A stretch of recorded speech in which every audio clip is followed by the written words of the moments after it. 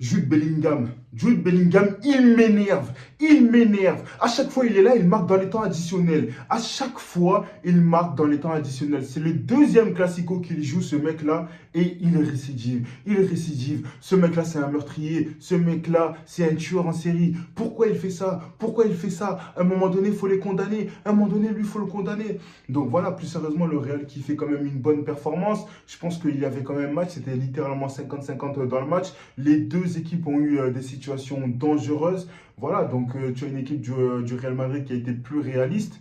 Et ça a payé pour le Real, mais je ne peux pas m'empêcher d'être déçu. Je ne peux pas m'empêcher d'être déçu, tout simplement parce que actuellement, ça y est, la saison du FC Barcelone est terminée. Je pense qu'il faut être réaliste. Jusqu'au bout, je voulais garder espoir. Jusqu'au bout, je voulais garder espoir. Mais ça n'a pas été possible et ça ne va pas être possible. Donc voilà, je ne peux pas m'empêcher d'être déçu. Je ne peux clairement pas m'empêcher d'être déçu. Alors moi, voilà, hein, je l'aime ce club. Hein, et à jamais Barça, ça, on va pas le nier. Maintenant, voilà, je suis désolé, mais quand tu as des tontons comme Robert Lewandowski qui ne se gère pas, là, ça me fout le seum. Là, ça me fout le seum. Lewandowski qui revenait quand même bien sur les derniers matchs. Voilà, son problème revient toujours dans les gros matchs, dans les grosses rencontres. Il n'est pas là. Il n'est pas là. Et ça, ça me. Et là, vraiment, ça met un coup. Alors oui, on va pouvoir me dire que contre le Napoli, il a été efficace. Il a mis deux buts au match aller et au match retour. Mais ça y est, quoi. Après la défaite face à Paris, moi j'espérais, j'y croyais. J'espérais que le Barça se relève, j'espérais que le Barça puisse nous faire rêver encore un tout petit peu. J'espérais que le Barça puisse nous donner encore un minimum d'espoir et ça n'a pas été le cas. Alors pour commencer, on va revenir hein, sur les joueurs du Real Madrid. Donc voilà, tu as un Lucas Vazquez qui globalement se gère, qui a été pertinent, il nous sort une belle performance. Alors voilà, en plus il n'est pas titulaire très souvent. Et là, il est titulaire pour un Classico, il fait un bon match, il fait un bon match. Donc félicitations à lui. Le Real Madrid n'a clairement pas démérité ce match. Penalty de Vinicius suite à une faute de Koubarsi qui a provoqué le penalty. Moi, Koubarsi, clairement, je ne vais pas lui tomber dessus. Je pense que globalement, il fait quand même un bon match et ça ne sert vraiment à rien de lui tomber dessus. Il y a eu pas mal de faits de jeu qui ont fait que le Barça aurait pu gagner ce match, tout comme le Real Madrid. Dans tous les cas, comme je vous l'ai dit, ce n'est pas démérité. Mais là, je vous parle avec de la frustration. Honnêtement, je vous parle avec de la frustration et je ne sais pas comment enlever ça. Je ne sais pas comment enlever ce sentiment de frustration. Et ça me saoule. Honnêtement, ça me saoule au plus profond de moi. Et il y a eu certaines choses quand même qui m'ont donné du plaisir. Moi, quand j'ai vu que Lamine Yamal a bouffé Kamavinga jusqu'à ce qu'il sorte, j'étais heureux. Honnêtement, j'étais content. Et d'ailleurs, sur le deuxième but, c'est lui qui est ultra décisif. C'est lui qui est ultra décisif. Il fait cette passe pour Ferran Torres qui la laisse passer, qui revient sur Lunin, qui ensuite, Fermin Lopez, après sa rentrée quelques minutes avant, marque un but. D'ailleurs, Fermin Lopez, bravo à lui, parce qu'à chaque fois qu'il joue contre le Real Madrid, ou en tout cas le plus souvent, il marque. Je me souviens qu'il avait marqué pendant un match amical contre le Real Madrid. Donc voilà, félicitations à lui. Christensen qui a ouvert la marque au bout de 5 minutes, mais le Barça n'a pas tenu. Le Barça n'a pas tenu, que ce soit pour le premier but ou le deuxième but. On a enchaîné.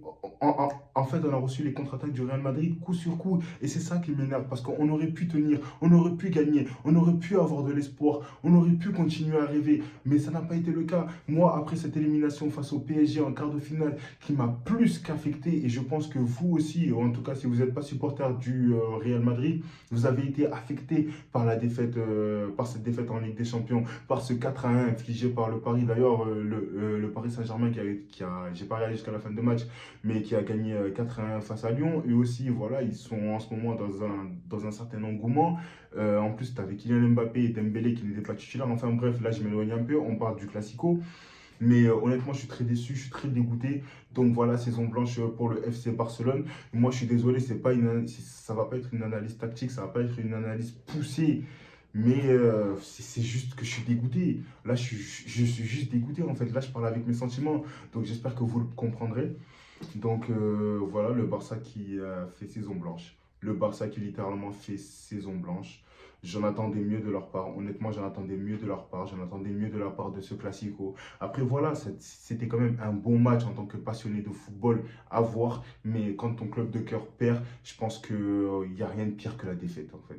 Il n'y a rien de pire que la défaite. Et il n'y a rien de pire que de savoir que ça y est, le Barça n'est plus en lice dans aucune compétition.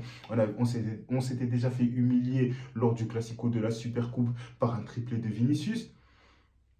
Et ça m'avait saoulé. Très clairement, ça m'avait saoulé.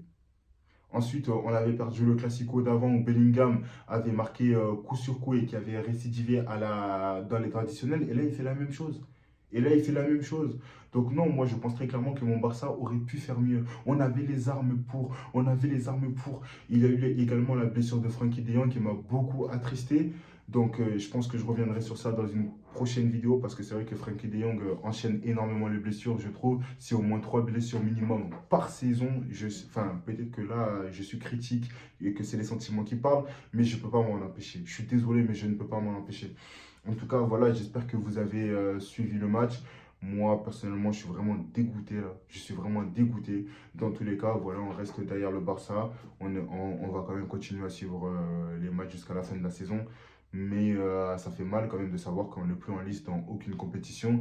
Peut-être que certains gardent espoir. Moi, je ne veux pas vous l'enlever, cet espoir. Personnellement, moi aussi, même si à chaque match, je continuerai à y croire, je continuerai à espérer que le Real Madrid va perdre des points, mais ça va être compliqué. On va pas se mentir que ça va être très, très, très compliqué. Donc bon, voilà. En tout cas, juste petit aparté, n'hésitez pas à vous abonner, à liker et à commenter la vidéo. Je reviendrai dessus à froid. Je pense que demain ou après-demain, parce que là, cette semaine, elle était très compliquée pour nous, les Couleurs. Le Real Madrid a gagné, félicitations à eux. Voilà, ils ont gagné la Liga. Je pense que ça reste du football, on reste des passionnés de football. Donc, restons positifs, continuons à espérer pour la saison prochaine. N'oubliez pas qu'il y a quand même de l'espoir pour les prochaines saisons. Lamine Yamal, Pau Barsi, ce sont des talents monstres. Ce sont réellement des talents monstres. Il y a de l'espoir dans cette équipe. Je pense notamment à Koundé qui a quand même su tenir Vinicius Junior. Je suis quand même content que, comment ça s'appelle, que Xavi n'ait pas fait sortir, n'ait pas sorti la stratégie anti-Vinicius Junior, si je puis dire, qui est de mettre Arauro à droite et Koundé dans l'axe. Voilà, je pense quand même que Koundé a essayé, a su faire ce qu'il fallait à certains moments. Donc voilà, moi, à la limite, les seuls joueurs sur lesquels je pourrais tomber, ça serait Joao Cancelo, qui j'ai pas trouvé bon. Honnêtement, j'ai pas trouvé bon. En général, il est plutôt bon dans ce match, il est plutôt régulier, mais c'est vrai que dans ce classico, j'étais un peu déçu. Lewandowski, pareil d'ailleurs, qui est sorti remplacé par Ferran Torres, qui a loupé pour moi une grosse action, une action qui aurait pu changer le match, enfin qui aurait pu changer le match, ça je ne sais pas, étant donné que quand le Barça marque, on se ramasse un but derrière. Donc bon, que dire? Que dire? Est-ce que Xavi a fait les bons choix ou pas en sortant Christensen? Mais en même temps, Fermin Lopez a été buteur. Donc voilà, tu as Christensen et Fermin Lopez buteur pour le FC Barcelone. Comme je l'ai dit, voilà, Lamine Yamal que j'ai trouvé bon. Koubarsi qui a provoqué le penalty. Ok, voilà, je pense qu'il ne faut pas lui tomber dessus. Je pense qu'il aurait pu faire mieux à ce moment-là. Mais voilà, ça reste un jeune joueur qui a besoin d'engranger de l'expérience. Et comme je l'ai dit, tu as des tontons dans ce match qui devaient se gérer. Tu as des tontons dans ce match qui devaient se gérer. Ça n'a pas été le cas malheureusement. Donc bon, en tout cas, voilà, on se retrouve dans une prochaine vidéo. Je vous souhaite à tous une bonne soirée. Ça va être compliqué si on est supporter du Barça, mais bonne soirée à vous quand même.